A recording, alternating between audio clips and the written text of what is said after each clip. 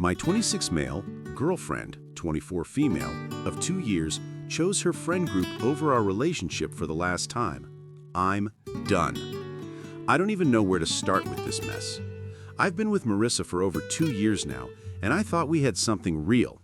We moved in together 6 months ago, split everything down the middle, the whole domestic thing. But lately, I've been feeling like I'm dating 5 people instead of 1. Here's the thing. Marissa has this tight-knit friend group. Qley, Adrian, Tasha, and Finn. They call themselves the Squad, unironically, and do literally everything together. Group chats going 24/7, matching Halloween costumes, the works. At first, I thought it was sweet that she had such close friends. Now I'm wondering if I'm even in a relationship, or just some guy who pays half the rent. The breaking point happened last weekend. Our 2nd anniversary was coming up, and I'd planned this whole evening. Made reservations at the place where we had our first real date, got tickets to see this band she's been obsessing over. Nothing crazy expensive, but thoughtful stuff. I found her in the living room scrolling through Instagram stories of her friends' weekend adventures. "Hey, so I've got something special planned for our anniversary next Saturday," I said, sitting down next to her. She looked up from her phone, and I swear her face just fell like I told her someone died. "Oh," she set the phone down slowly. "Oh, babe, that's the same night as Tasha's birthday pregame. You know I can't miss that." I felt my stomach drop a little, but I tried to stay reasonable. "Well, what if you asked them if you guys could reschedule to Friday night instead, or Sunday?" She was already shaking her head before I finished talking. No, you don't understand. Tasha specifically planned it for Saturday because it's literally the only night everyone can make it.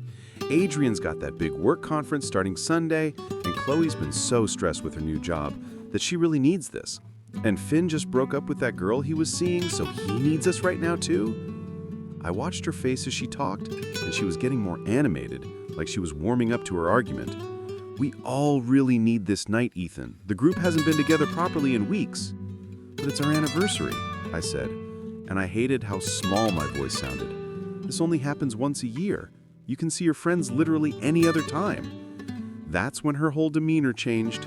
She sat back, crossed her arms, and gave me this look like I was being completely unreasonable. "Love can wait, but friendship can't. They were here before you, and they'll be here after." I just stared at her.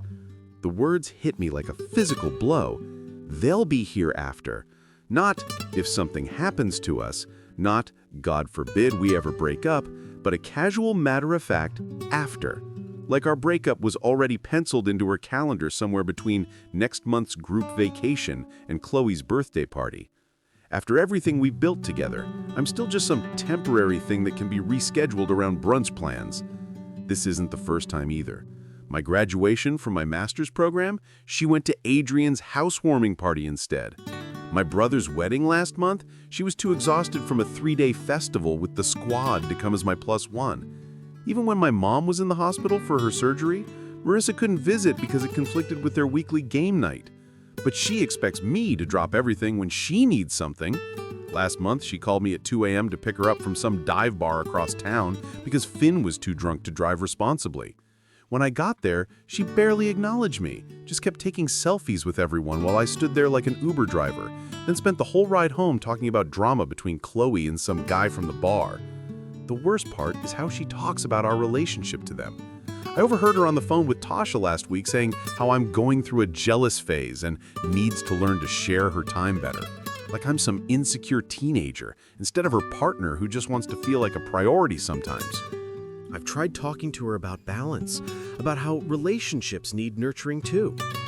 She always promises to do better, then immediately makes plans that exclude me. When I point out the pattern, she accuses me of trying to isolate her from her friends. There's no winning. I'm writing this from a coffee shop because I couldn't stand being in our apartment anymore. I've been looking at places online all morning. Found a decent 1-bedroom about 20 minutes away that I can afford on my own. The lease application is sitting in my email drafts. I love her, but I can't keep coming in 6th place in my own relationship. My friends think I should give her an ultimatum, but honestly, I'm tired of begging someone to want to spend time with me. Is it too much to ask that your girlfriend actually wants to be your girlfriend sometimes? Edit. Reading all these responses is really eye-opening. To everyone asking why I haven't just ended it, you're right. I keep hoping she'll realize what she's doing, but she's made it pretty clear where her priorities are. Going to submit that rental application when I get home. Update 1. Original post blew up way more than I expected. Thanks for all the support and advice. Wish I could say this story had a happy ending where we work things out, but well, you'll see. So I submitted the rental application that same day. Got approved within 48 hours, which felt like a sign. Spent the next week quietly moving my stuff whenever Marissa was out with the squad, which was convenient since that's basically every day. By the time she noticed something was up, I had already moved about 80% of my things. She came home Thursday night around midnight.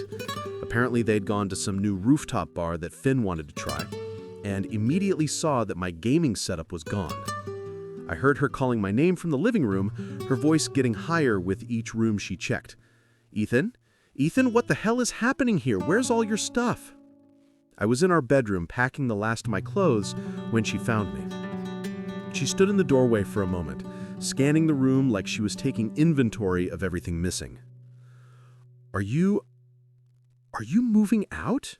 Her voice cracked a little on the last word. I handed her the letter I'd written. Tried to keep it simple and honest, that I needed to be with someone who actually wanted to prioritize our relationship, that I couldn't keep feeling like an afterthought in her life. She read it once quickly, then again slower, her eyes getting wider. When she looked up at me, it was like she was seeing a stranger. You're seriously leaving me because I have friends? Because I won't ditch the people who have been there for me for years? I sat down on the edge of the bed, suddenly exhausted. Marissa, it's not about you having friends. Then what is it about? She snapped, waving the letter. Because this whole thing reads like you want me to choose between you and everyone I care about. I want you to care about me too, I said quietly. I want to feel like I matter to you, like our relationship matters. She stared at me like I'd suggested something insane. Of course you matter, but I can't just abandon my friends every time you want attention. I felt something twist in my chest. Marissa, I asked you to spend one evening with me for our anniversary. One. And I explained why that night was important, more important than us. She threw her hands up. This is ridiculous, Ethan. You're throwing away 2 years because you can't handle me having a social life. You knew who I was when we started dating. I looked at her, really looked at her, and realized she genuinely didn't understand. In her mind, I was the problem. I was the one being unreasonable. I thought I knew who you were, I said, standing up and zipping the bag. I thought you were someone who wanted to build something with me. I do want to build something with you, but not if it means cutting off everyone else in my life. I'm not asking you to cut them off. I'm asking you to make space for me too. But she was already shaking her head, and I could see in her eyes that we were going to keep going in circles. She saw this as me being controlling. I saw it as basic relationship maintenance. There was no middle ground we were both willing to find. After another 20 minutes of the same arguments on repeat, I finally held up my hands. I'm done, Marissa. I'm done arguing about this. Done arguing or done with us? Both. The finality in my voice seemed to hit her. Then her whole posture changed, like she suddenly realized this wasn't just a fight we'd work through. That's when things got weird. She started following me around the apartment, listing all the things we'd shared, all the memories we'd made. But even then, every other sentence was about her friends. Remember when we went to that concert and ran into Qley and Adrian? What about the time we cooked dinner for the whole squad? Like, she couldn't even conceptualize experiences that were just about us. I told her I'd be back for the rest of my stuff over the weekend when she was at Tasha's pool party, because of course there was a pool party. Left my key on the kitchen counter and walked out. But apparently leaving wasn't enough for her. Saturday morning, I'm in my new place, finally feeling like I can breathe again, when my phone starts going crazy. Marissa's calling non-stop, sending paragraph-long texts about how we need to talk this through like adults. When I didn't answer, she started having the squad message me too. Qley sent me this long text about how Marissa is devastated and I'm breaking up the family. Finn called me immature for ghosting instead of working things out. Adrian tried the reasonable approach, suggesting we all meet up to discuss things. Even Tasha, who I've maybe had 10 conversations with in 2 years, felt qualified to tell me I was making a mistake. The messages got more aggressive as the day went on. Stuff like, "You're gonna regret this," and "Marissa deserves better anyway." By Sunday evening, they were calling me emotionally abusive for abandoning her without warning, despite the letter I'd left explaining everything. Then Monday night happened. I got home from work to find all 5 of them standing outside my new building. Marissa was in front, with the squad arranged behind her like some kind of intervention crew. She started talking as soon as she saw me, loud enough that neighbors were looking out their windows. "We need to settle this right now. You don't get to just disappear and ignore everyone. We're all adults here." I told them there was nothing to settle. I'd made my decision, I had explained my reasons, and I wasn't changing my mind. That's when Finn stepped forward with this gem. "Dude, you're being a selfish piece of... Do you know how much you're hurting her? How much you're hurting all of us?" All of them? I asked what exactly I'd done to hurt people I barely knew. Apparently, by dating Marissa, I'd become part of their family system, and leaving her was like abandoning all of them. You could only imagine the face I made while listening to this complete nonsense. It was literally the most codependent thing I'd ever heard. The whole thing was surreal.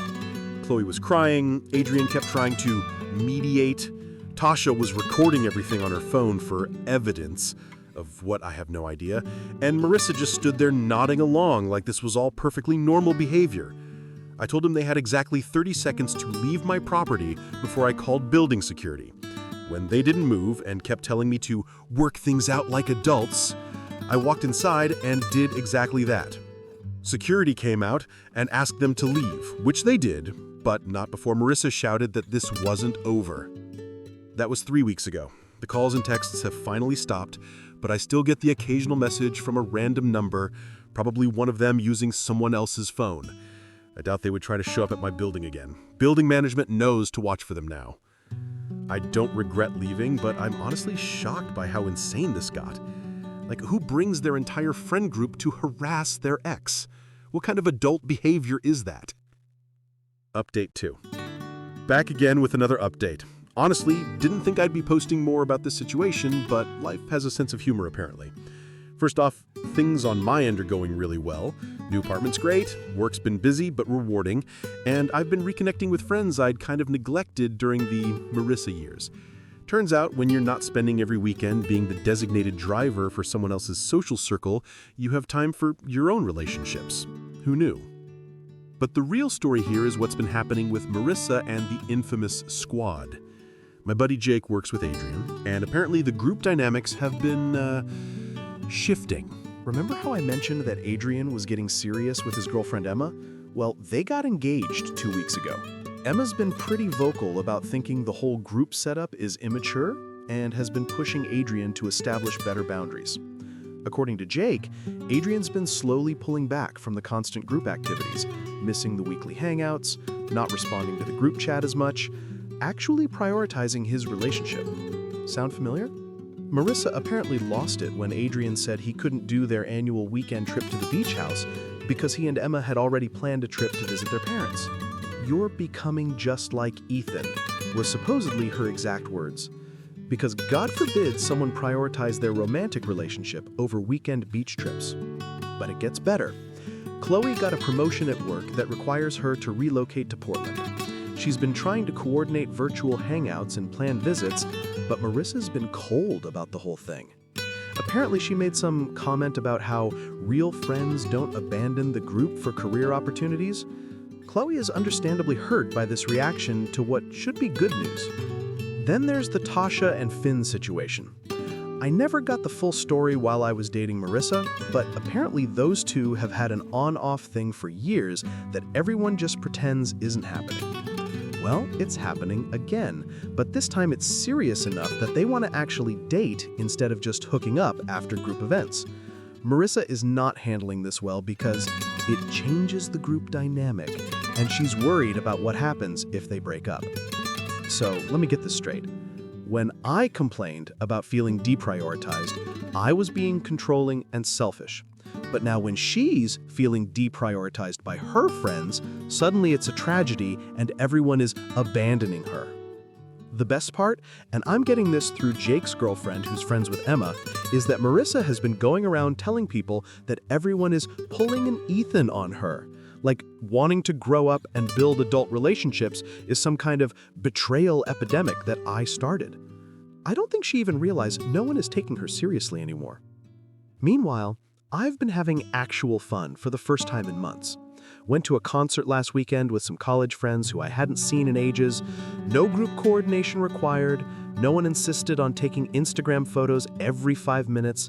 And I didn't have to leave early because someone needed emotional support for their latest drama. It was revolutionary.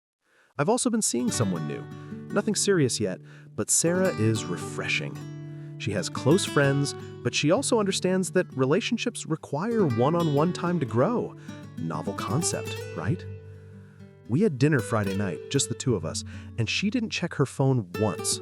Didn't even occur to me how unusual that was until later. But here's where it gets really interesting. 3 days ago, I get a text from Marissa. First direct contact since the apartment building confrontation. Hey, I know things ended badly between us, but I've been doing a lot of thinking. Maybe we could grab coffee sometime. I feel like we both said things we didn't mean. What the hell? I just sat there staring at my phone for like a full minute after months of complete silence, and now this. It felt like getting sucker punched out of nowhere. I didn't respond immediately, but then yesterday she sent another one. I know I made mistakes. I was young and didn't understand how to balance everything, but I've been learning and growing, and I think we could try again if you're open to it. I showed the messages to Jake, and he just laughed. Apparently word has gotten back to Marissa that I've been doing well, that I'm seeing someone new, and that I seem genuinely happier. Jake thinks she's realizing that maybe having a devoted boyfriend wasn't such a terrible thing after all. The timing is pretty telling though, right? When her friend group is naturally evolving and she's facing the reality that people grow up and their priorities change, suddenly she wants to revisit our relationship? Where was all this learning and growing when I was begging her to understand my feelings for 2 years? I'm not responding to the messages. I don't owe her a coffee date or a chance to explain herself. I spent 2 years trying to get her to understand what I needed from a partnership, and she consistently chose to dismiss those needs. I'm not interested in being her backup plan now that her primary social structure is changing. Final update. Probably my last post about this whole situation, but wanted to share how things wrapped up since so many of you have been following along. The Marissa text messages continued for about another week after my last update. Nothing aggressive or manipulative, more like she was trying to find the right combination of words that would get me to respond. A few highlights. I finally understand what you meant about balance. I see it now. The group isn't the same anymore. I think I was using everyone to avoid dealing with real intimacy. I miss talking to you, not even about getting back together, just talking. That last one almost got me. We did used to have great conversations, especially early in our relationship. But I reminded myself that good conversation doesn't mean good partnership, and I stayed silent. Things came to a head last Tuesday.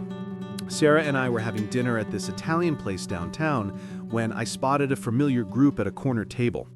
Marissa, Finn, and Tasha. Adrian and Qley were notably absent. Apparently, Adrian was at some couples thing with his fiancée, and Qley was already in Portland setting up her new life. Marissa saw me before I could suggest we leave. Our eyes met across the restaurant, and I could see her debating whether to come over. Sarah noticed me tense up and asked if everything was okay. I explained the situation briefly. She knew I had an ex who'd been reaching out, but not the full drama. To her credit, Marissa didn't cause a scene. She just gave me a small wave, then seemed to have an animated conversation with Finn and Tasha. I figured that was the end of it. But as Sarah and I were leaving, Marissa approached us near the exit. "Ethan, hey, I don't want to interrupt your evening, but could I talk to you for just a minute?" Sarah squeezed my hand and said she'd wait by the car. Probably the most graceful way anyone's ever handled meeting their partner's ex. Marissa looked different. Tired maybe, or just older. She started talking quickly, like she'd rehearsed it. "I know you haven't been responding to my messages, and I understand why. I just wanted to say that you were right about everything. About the balance, about priorities, about what a real relationship should look like. I see Adrian with Emma, and I watch how they support each other, and I realize I never did that with you." I told her I appreciated her saying that, but it didn't change anything between us. "I know, I'm not asking for another chance. I just needed you to know that I understand now, and I'm sorry, really, genuinely sorry, for how I treated you and how I reacted when you left." It was the first time she'd actually apologized without any qualifiers or excuses. She looked over at Sarah in the parking lot and smiled sadly. "She seems lovely. I hope she appreciates what she has." And that was it. She went back to her table, I went to my car, and Sarah asked if I was okay. I realized I actually was. The ironic epilogue to all this, I heard through Jake that the squad is essentially done. Adrian's fully committed to his new life with Emma and barely talks to the group anymore. Qley is loving Portland and has made friends through work. Tasha and Finn are dating now, but apparently want space from the group dynamic that complicated things for so long. Marissa has been trying to keep the group together, planning events and sending nostalgic messages about the good times. But you can't force people to stay in a dynamic they've outgrown. She's learning what I tried to tell her months ago, that relationships, all relationships, require mutual investment and understanding. When people feel like they can't be authentic or pursue their own growth, they leave. As for me and Sarah, things are progressing nicely. She met some of my friends last weekend, and it was effortless. No one felt like they had to perform or compete for attention, just adults hanging out and getting to know each other. She's been talking about maybe taking a weekend trip together next month, just the two of us. The fact that this seems normal and exciting rather than selfish or threatening tells me everything I need to know about the difference between healthy and unhealthy relationship patterns. I don't wish anything bad for Marissa. I hope she figures out how to build connections that don't require her to sacrifice other important relationships. But I'm glad I had the courage to walk away when I did. Sometimes the best thing you can do for yourself is refuse to be treated like an option. Thanks for all the support throughout this whole saga, Reddit. Time to close this chapter permanently and focus on the new one.